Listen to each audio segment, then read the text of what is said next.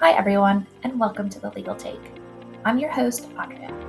If you're new here, this is where we break down the law behind today's biggest headlines, with clarity, context, and real-world insight.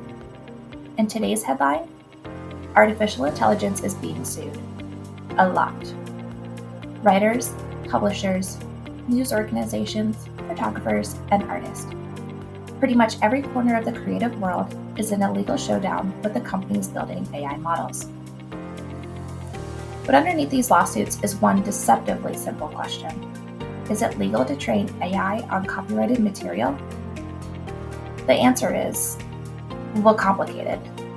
And billions of dollars and the future of technology depend on how courts decide that question. So today, we're going to dive deep into how AI training works in plain English, what the biggest lawsuits are really about, what the courts are saying so far, and what this means for creators, for tech companies, and for all of us. Let's get into it.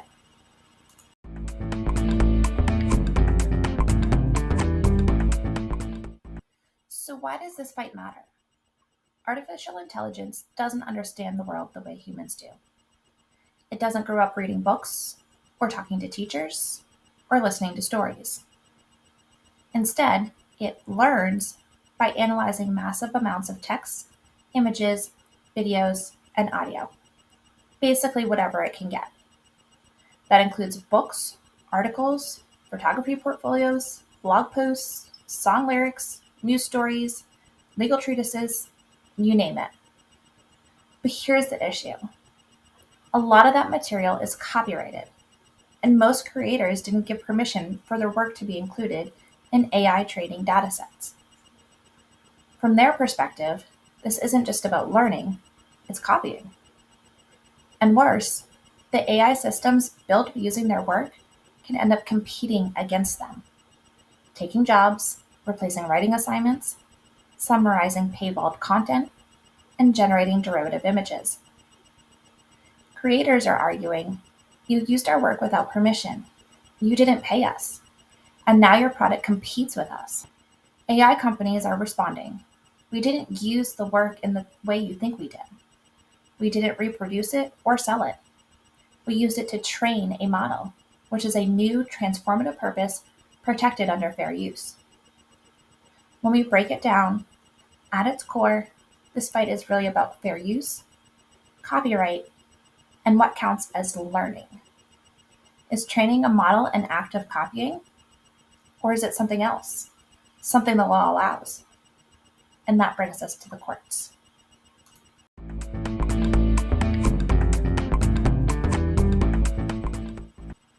Let's walk through the biggest cases making waves right now. These are the cases lawyers, tech companies, and policymakers are watching very closely.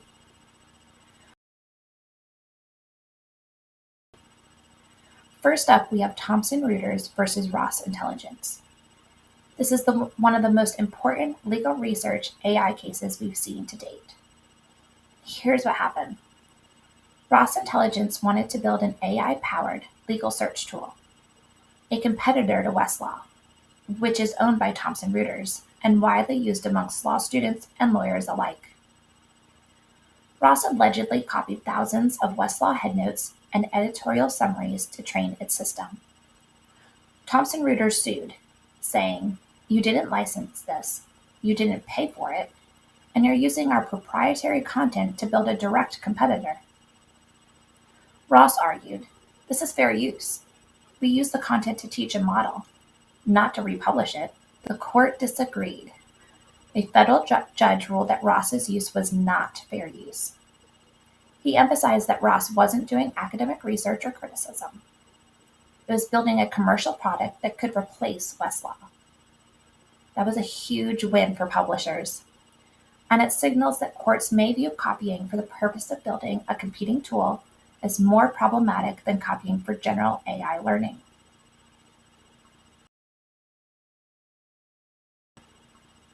The second major case in play right now is Anthropic versus authors and publishers. Anthropic is the company behind Claude, one of the major AI chatbots. More than 465,000 authors and rights holders sued them, claiming their books were used to train the model without permission.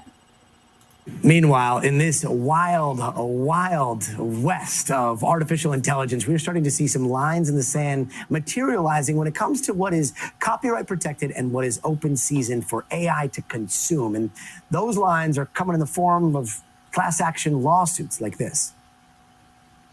It's the largest copyright settlement in American history. The AI company Anthropic forced to pay out a whopping $1.5 billion after a judge said it illegally pirated more than 7 million digitized books to train its AI model. Charles Graeber was one of the 3 plaintiffs in the class action lawsuit and says Anthropic used his 2 books, The Good Nurse and The Breakthrough, without his knowledge. When you saw the titles of your books in this database, it seems like a 1-2 punch. 1, it's being pirated, and 2, it's being used to generate something completely different. I was shocked, and then I was really, really angry. It seemed fundamentally unfair to me and to my co-litigants that big tech company would take years of our lives' work and create a now $250 billion product and not even think to let us know that they'd stolen it. The court ruling was a mixed bag, with the judge deciding that Anthropic can train its AI on legally obtained copyrighted works under fair use law, but that fair use doesn't extend to illegally downloaded work. When copyright law was created, when the notion of fair use was created, AI didn't exist. We call it artificial intelligence, but if I called something artificial gold, you know it wasn't gold. So this isn't really intelligence. It's an algorithm. It's a product.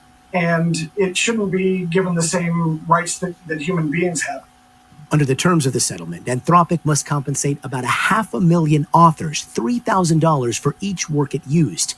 The AI giant notably does not have to admit wrongdoing or liability, but this settlement could be the tip of the iceberg. There are more than 40 lawsuits between AI companies and copyright holders currently in litigation across the country. Right now, nearly 20 best-selling authors, including John Grisham, Jodi Picoult, and George R.R. Martin, are suing OpenAI, alleging systematic theft on a mass scale for using their work to train ChatGPT. Anthropic ended up agreeing to a settlement worth around $1.5 billion.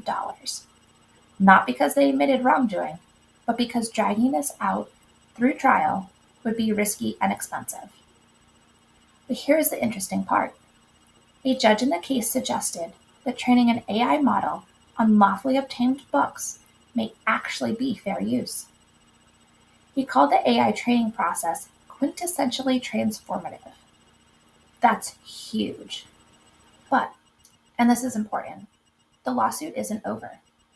There's still a part of this case involving allegedly pirated books that were scrapped from online libraries. That portion will go to trial. The big picture is this. Courts might be open to the idea that legally acquired content can be used for AI training. But pirated content is a whole different story. And that distinction may shape the entire future of the industry.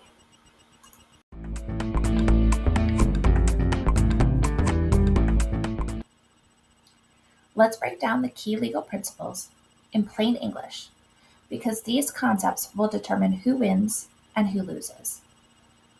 The first concept is fair use. The doctrine of fair use is a legal principle in U.S. copyright law that permits the limited use of copyrighted material without permission from the owner. It is a defense against copyright infringement for purposes such as criticism, commentary, news reporting, teaching, scholarship, and research. Fair use is the #1 defense AI companies rely on. To determine if a specific use is fair, courts analyze 4 factors on a case-by-case basis. 1, why are you using the copyrighted work? 2, what kind of work is it? 3, how much did you use? 4, does your use hurt the market for the original? AI companies are arguing, we're using the work for a new purpose, training a machine. That's transformative. But creators argue, you're using all of our work without permission and creating a system that competes with us. That's not fair use. There's no Supreme Court ruling yet, so different judges are making different calls. This could eventually go all the way up to the highest court in the country, the United States Supreme Court. The next concept is human authorship. Another major legal rule is that copyright requires a human author. The human authorship principle is the legal and ethical doctrine that copyright and intellectual property must originate from human creativity and labor. AI-generated content is purely machine-generated, which means it is not currently eligible for copyright protection. That means if you generate a novel using AI and there's no meaningful human contribution, you cannot copyright it. AI companies cannot claim copyright over AI-generated output either. This matters because it affects who owns AI-generated work, whether AI companies can protect what their models produce, and whether creators can protect their AI-assisted work. Courts have been firm. Machines cannot hold copyright. Only humans can. Our third concept is the Digital Millennium Copyright Act, commonly referred to as DMCA. The Digital Millennium Copyright Act is a 1998 U.S. law that amends copyright law to address online content. Its purpose is to protect copyrighted material on the internet and provide a legal framework for dealing with online infringement, including a takedown notice system that allows copyright holders to have infringing content removed from online platforms. The DMCA also provides safe harbor protections for online service providers that remove infringing content promptly after being notified. There are cases claiming that AI systems strip copyright metadata, like watermarks or author names, when ingesting training data.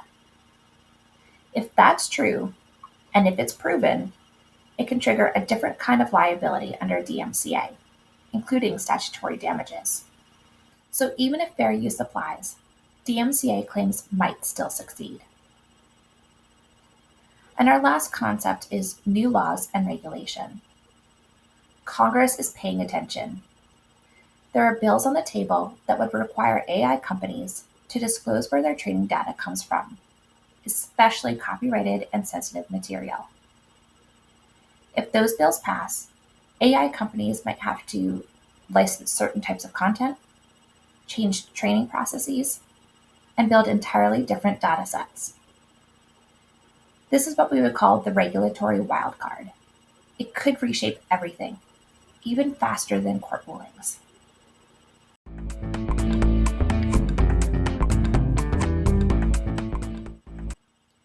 So why does all of this matter? Let's talk about the real-world impact. For authors and artists, this is existential. Their livelihood depends on being paid for their work. When AI systems trained on their books produce summaries or generate similar content, creators feel that their work is being devalued, and rightly so. I think of it in similarity to only reading the cliff notes of a classic novel. For AI companies, these lawsuits represent huge financial risks. But licensing everything could be even more expensive and possibly slow down AI development. For businesses and professionals, from marketing and law to research and journalism, AI is changing workflows. How courts rule will determine what tools are available and what they're allowed to do. For everyday people, this is about the future of creativity. Do we want a world where AI models can learn from everything? Or a world where creators have stronger control over how their work is used? There's no easy answer, and that's why the courts are struggling.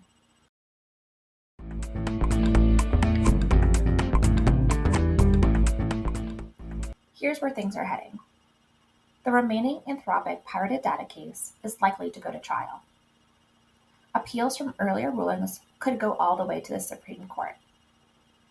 More creators are filing new lawsuits, and it doesn't appear this trend will be slowing down anytime soon. Congress is considering issuing training data transparency laws. Tech companies may shift to licensed data sets to avoid risk. and we may see new business models built entirely around copyright-safe data. The next 12 to 24 months are going to define the legal foundation of artificial intelligence for decades. This is one of the biggest legal turning points since the early internet.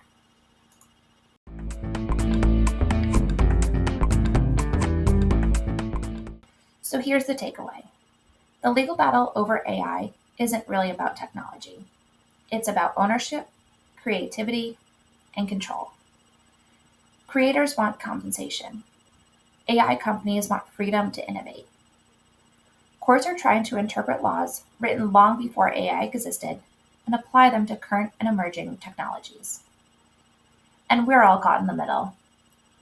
As rulings come down, we're going to learn a lot about how the law sees AI, either as a student that learns from what it reads, or as a copier that owes creators payment. Either way, this story is far from over. Thanks for joining me for this deep dive on the legal take. If you enjoyed this breakdown, hit subscribe and tap the bell so you don't miss the next episode. Until next time, stay informed, stay curious, and stay legally minded.